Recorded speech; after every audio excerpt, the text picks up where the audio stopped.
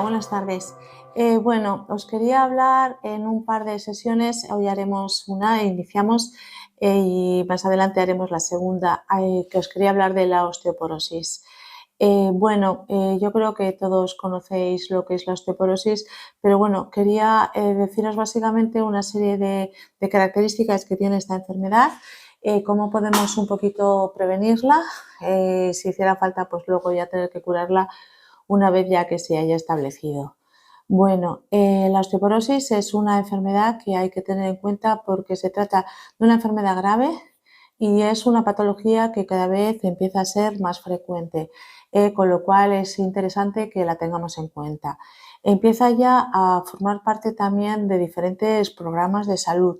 Queremos con esto decir que así como hay programas de otras patologías como es la hipertensión, como es el colesterol, como es el azúcar en sangre, la diabetes, pues va a empezar a aparecer también como para poderla prevenir, para poder empezar a tratarla, a empezar a hablar de ella y que la tengamos en cuenta. Bien, la osteoporosis se trata de una disminución, se produce una disminución de la absorción del calcio en nuestro organismo, con lo cual va a producir una disminución del calcio que llegue a los huesos, con lo cual nuestros huesos van a tener menos estructura, menos mineralización y van a ser menos fuertes, van a ser más frágiles y la posibilidad o la tendencia de que tengan algún tipo de fractura, se produzca una fractura, se va a elevar, va a ser más alto. Tenemos como diferentes fases. Existe la osteopenia. La osteopenia es cuando el calcio en estos huesos empieza a disminuir, el calcio que tenemos en nuestro organismo empieza a bajar. Sería un grado previo a esa instauración de lo que es la osteoporosis. Lo que pasa que va a ser un precursor. Cuando empiece a haber o detectemos que hay una osteopenia, tendremos que estar prevenidos porque luego lo siguiente puede aparecer una osteoporosis. La frecuencia ciertamente está cada vez más elevada, va en aumento. Hay una serie de causas que pueden producirla. Está íntimamente relacionada con la edad. Esto quiere decir que en las primeras décadas de nuestra vida tan apenas aparecerá esta patología. Pero a medida que vamos avanzando en la edad, en que pasamos ya de la década de los 40 a los 50, de los 50 a los 60, la incidencia es mucho más alta. Vamos a hablar de ciertas características para que estemos un poquito atentos. Se produce sobre todo en la década de más o menos de los 40 o de los 50, en los que lo que es la producción de hueso está disminuyendo está aumentando la destrucción de hueso. Siempre en nuestro organismo hay un equilibrio entre lo que es la formación de hueso y la destrucción de hueso, que es algo natural. Entonces, a medida que va pasando los años, esta relación se va invirtiendo, va aumentando la destrucción y va disminuyendo la producción. Con lo cual, tenemos que tener en cuenta que hay una serie de factores que tendremos que llevar a cabo para un poco revertir o al menos estabilizar esta progresión. Bien, es una patología que se da sobre todo en las mujeres, aparece más en las mujeres que en los hombres, a partir de esta década de los 50, que coincide también con la menopausia. Entonces, en la menopausia existe una producción disminuida, o sea, disminuye la producción de estrógenos y de progesterona. Entonces, esto hace que esa absorción de calcio fundamental para nuestro organismo disminuya. Bien, tendríamos que tener en cuenta pues, que las mujeres a partir de esta edad pues, hacer algún tipo de prueba diagnóstica que nos pudiera ayudar a informarnos de cuál es el estado de nuestro nivel de calcio. Eso es. Por otro lado, existen unas patologías que pueden aumentar esta destrucción o disminuir lo que es la absorción de calcio. Cuando tenemos una disminución de la absorción intestinal de calcio, pues llegará menos calcio a nuestros huesos. O que tengamos una mayor pérdida de calcio, pues porque se pierde por orina, porque el riñón no hace esa retención de calcio adecuada. Otras situaciones que pueden producir esta disminución de absorción de calcio podría ser en un momento dado el que estuvieran un cierto tipo de medicamentos, como pueden ser los corticosteroides. Estos medicamentos son necesarios en ciertas patologías, además son muy eficaces pero un uso continuo, un poquito prolongado en el tiempo, va a hacer o puede hacer que disminuya que nuestros huesos se debiliten por una menor absorción de calcio. También puede producir esta disminución de la absorción un tratamiento con antibióticos, porque se produce una alteración de nuestra microbiota. Una absorción intestinal de calcio se encuentra disminuida. Bien, ya estamos viendo bastantes causas que pueden producir este tipo de enfermedad.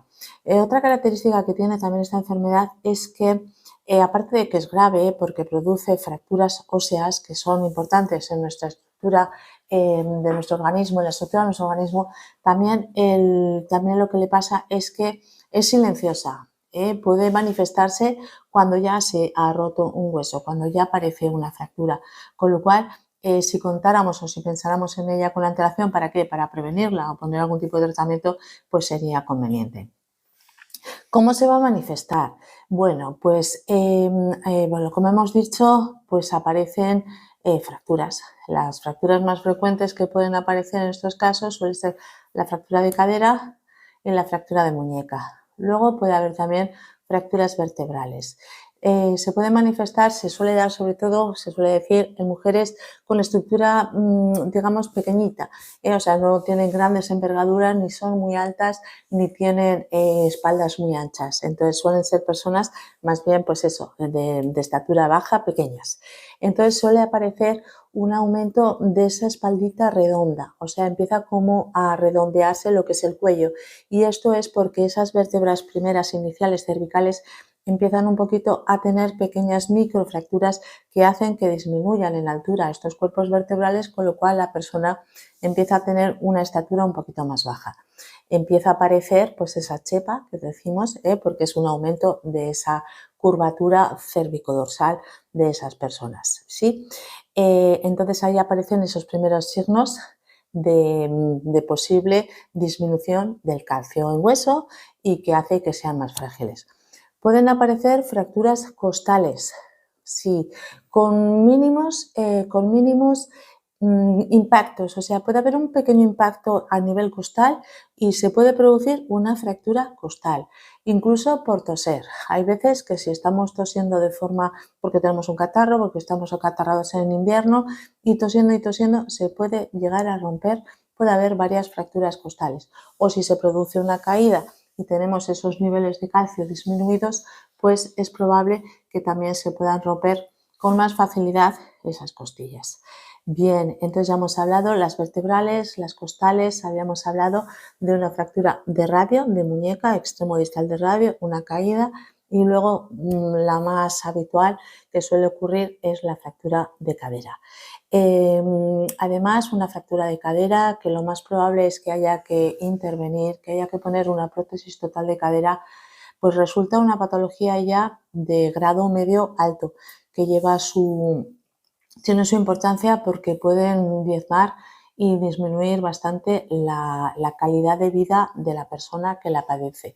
Si además se produce en una persona que normalmente o habitualmente suele ser una mujer en edad ya avanzada, pues la verdad es que su calidad de vida, su deambulación, su autonomía es muy probable que se encuentre disminuida.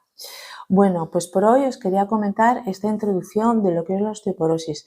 Para que no resulte ser muy largo, prefiero interrumpirlo en este momento y en otro espacio seguir con la segunda parte, que consistiría en ver qué alimentación, bueno, hay tratamientos farmacológicos, pero bueno, los voy a pasar un poquito por encima porque eso ya serían vuestros médicos de cabecera o especialistas los que los indicaran y os los pusieran. Por otro lado, lo que me apetece luego comentaros es un poco esa prevención que podríamos hacer, qué alimentación podría ser conveniente, qué tipo de alimentos poseen nutrientes que sean favorables para evitar esta situación y luego, pues como siempre, el estilo de vida y una serie de consejos, ¿vale? Bueno, si no nos vemos, desearos que paséis buenos días y que aprovechéis todo el tiempo libre para disfrutar de vuestra familia, de paseos saludables y de todo, ¿vale? Hasta que tengamos que volver a nuestros horarios habituales del trabajo. Bueno, un saludo, adiós.